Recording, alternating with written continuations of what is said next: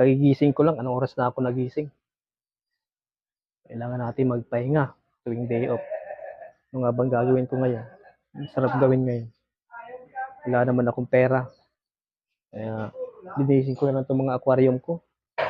Wala naman akong labahin. Kaya aquarium ko naman nalilinisin ko ngayon. Ito lang gagawin ko ngayon. Tapos maya-maya tulog para makabawi ng lakas. Sa loob ng isang linggong trabaho, kailangan makapagpahinga ka rin. Kailangan natin yan. Kaya ito, ikakape muna, tapos kakain yan. Tapos linisin ko na to aquarium ko. Lilinis na rin ang bahay.